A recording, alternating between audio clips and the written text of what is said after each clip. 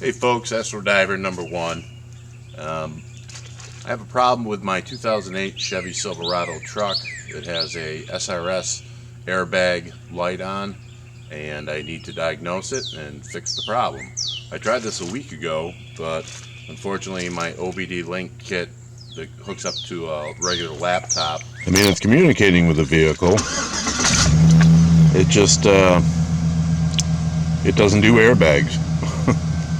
Only checks engine parameters, so I had to go out and picked up this icarsoft 900. It's set up just for GM vehicles, and it also checks the engine parameters, but the anti-lock brake system, the ABS, and the SRS or the airbag system. So we're going to go through that and find out what's going on with it. Okay, so again, 2008 Chevy Silverado. It's a 5.3 liter, 165,000 miles on it. I actually did a spark plug wire change video about a month or so ago, but as you can see, there's our SRS, and then service tire monitor system, service airbag. So we're going to try to do that. Alright, I've never used this unit before, so I'm going to be turning it on with you guys for the first time. I guess I'll just take this cap off and plug it on in. Oh, look at boot number, system starting.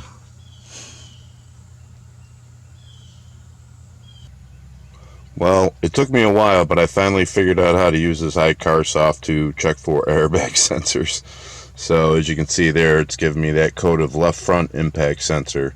So what I'm going to do is take the unit out, cycle the key off, plug it back in, cycle the key on, and make sure it gives me the same diagnosis. And if that's the case, I guess I'm ordering a left front impact sensor, which I believe is underneath the driver's side bumper, front bumper. Yeah, so the same code again. So for the heck of it, I'm just going to try to clear this code, but it looks like I'm going to be buying a new front impact sensor. What I like about this is it tells me which one. So it's saying left front, so that'll hopefully save me 80 bucks or so. Alright, it said that it successfully cleared the codes. I'm going to start it and see what happens.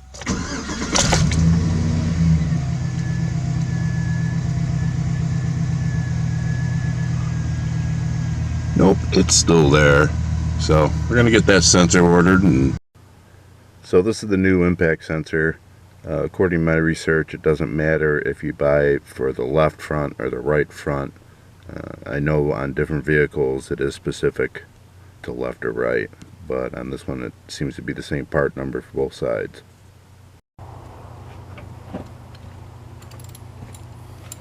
Alright, first thing I'm going to do is disconnect the battery. You always want to do that before you do any work on an SRS system. Don't want to be setting anything off.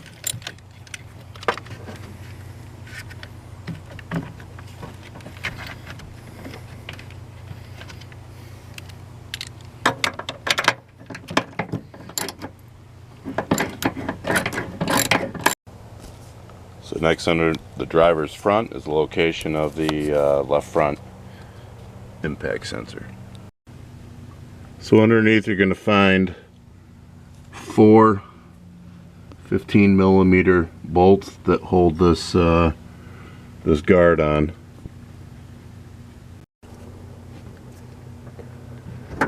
You know, I worked at a Dodge dealership in the late 80s, and it was a big dealership, probably, I don't know, 20 mechanics, and I was the youngest guy there.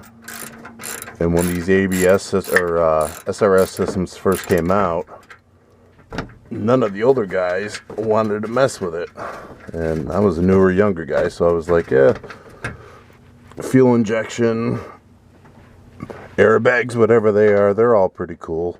So they sent me to school for it. And I was one of the first people to learn how to set these suckers off.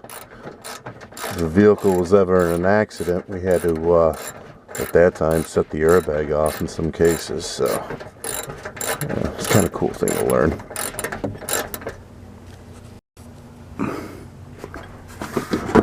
Yeah, and these 15mm screws come off really easily, and it should only take you 30 seconds to get this off.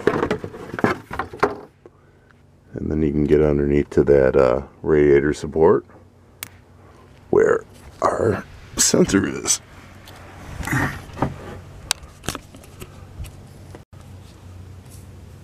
Well, I'm thinking about leaving that undercarriage guard off. Looks a lot cooler under here without it. So anyways, this is the driver front left side impact sensor. And there's the passenger front one. So let's get this guy out. Alright, so our first step is to pull this orange retainer out, straight up. Push that aside.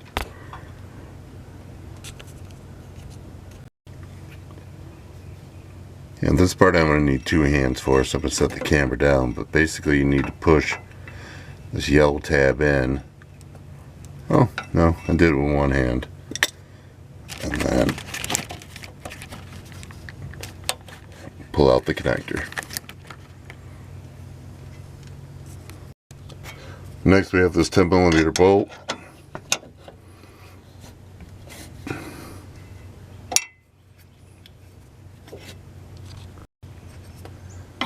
Yeah, and a wrench is going to be necessary in this, just because you've got the cross member, less than an inch below it.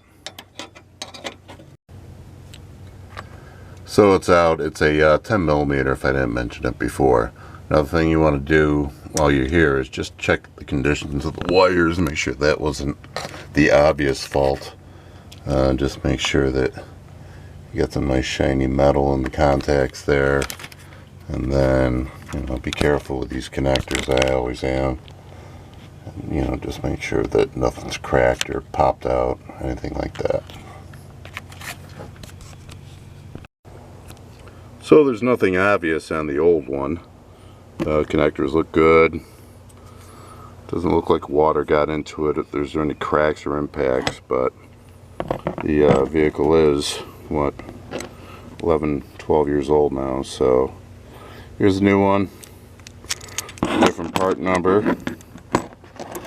but it is an aftermarket piece.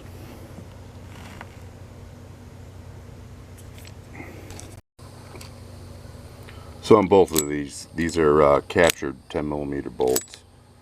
So I'm just going to go ahead and reinstall all this and wrap it up and make sure that takes care of our light.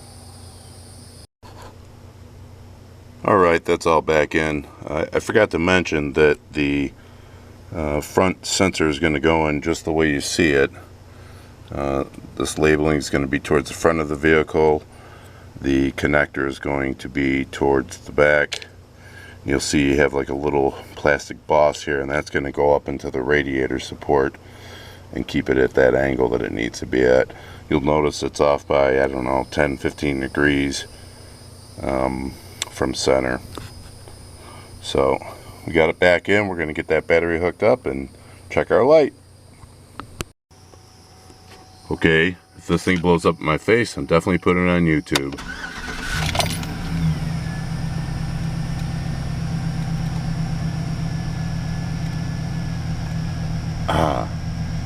She is gone. Alright, that seemed to take care of the problem. Any questions or comments, please leave them below.